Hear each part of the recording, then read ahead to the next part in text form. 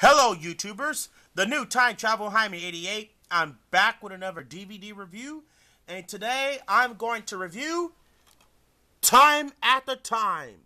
Yes, this is a brilliant movie. The best time travel movie. I saw it.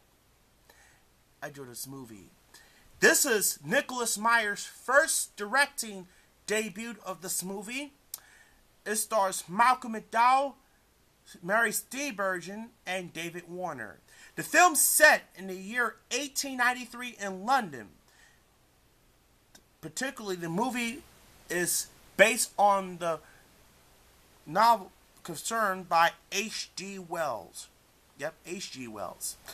So, after the discovering body of a woman was murdered by Jack the Ripper,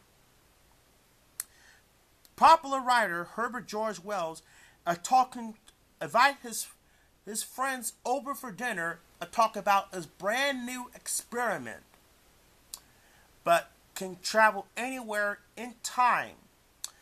They're using the time machine that he constructed. His machine is prevent suns from the rays, the source of energy, is hot, and can travel through time and keep the traveler distant, and using the vaporizer equalizer that keeps the traveler and the machine in equal terms. However, police arrive at Mr. Wells' house, and while searching for Jack the Ripper, they have the stain full of blood. However, he was looking for John Leslie Stevenson. But, however, when he finds out, his time machine was gone. However, but he managed to keep a key to the automatically non-return. But he does have the key.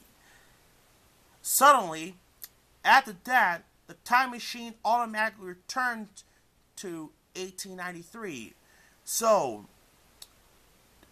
Mr. Wells look inside the time machine and find the date, November 5th, 1979.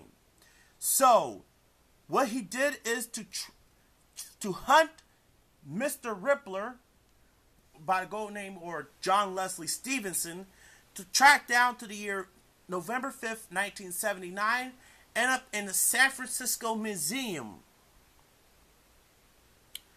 And she was shocked after traveling to the past and looking for the social utopia.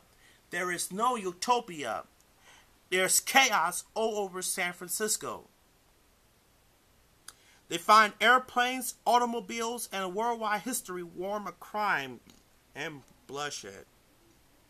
While searching numbers of banks, he finds a London employee of Charter Bank, Anne Robbins, and directs Mr. Wells to the hotel when she finds Mr. Stevenson. Confronted by his one friend into starting in 1990 years ago, he was talking about face-to-face justice. But instead, he punched Mr. Wells, knocked him out, and chased him down the stairs until he gets hit by a car. In the hospital, he was looking for Mr. John Leslie Stevenson, but he was mistakenly and gets imprisoned, impressed that Stevenson died of injuries, but he's still alive. So he met up again with Anne Robbins and with a romance and returned to the bank in exchange for more money. So it was Amy who led Herbert to him, finds out where she lives, and hoping to convince of her truth, and takes a high skeptical for Amy 3 days into the future. And they find out when she returned the newspaper, and found out her friend was murdered. So, to persuade, they must find the way to get the attempt to prevent the fourth victim from getting the same way. But unfortunately, the fourth victim was was gone. So upon to return to the present and cannot do no more than phone the police. If Stevenson kills again and Herbert is arrested because of knowledge of a killing, so he and left Amy alone, totally defends the San Francisco Ripper. While his unsuccessful tried to prevent the police of Amy's Pearl trying to hide from Stevenson. So when they find the investigation, they find this symbol body of a woman. However, he was contacted by Stevenson actually that Amy's co-worker is dead. So they take a held hostage back to the museum and taken to the time machine and fled with the key and Amy while prevent escape in the time machine. Herbert's bargained with Amy's life and was able to escape.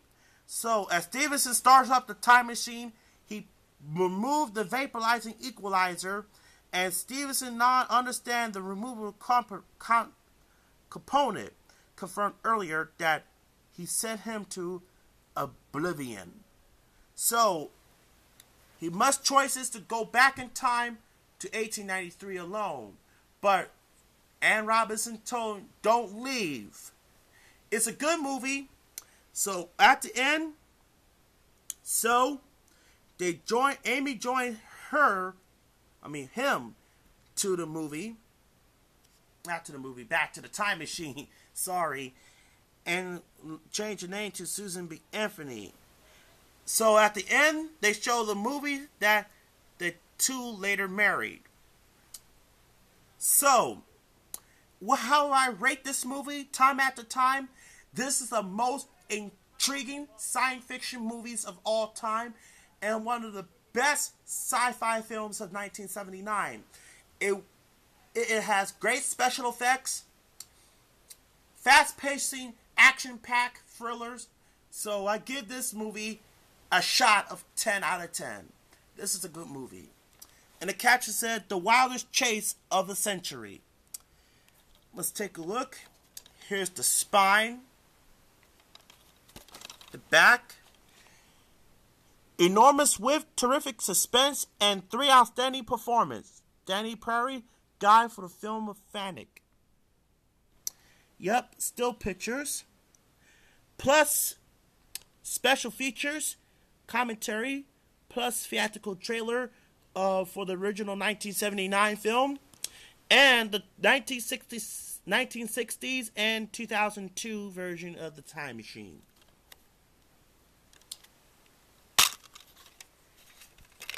Here's the disc for Time After Time. This is a good movie. If you haven't seen it, I recommend to check it out. I do have the VHS of this movie somewhere downstairs, but I'll check it out. Yes, I do have it. Anyway, if you haven't seen that movie, I recommend to pick it up. Till next time, this is the new Time Travel Jaime 88 saying rate, comment, and subscribe. Thanks for watching.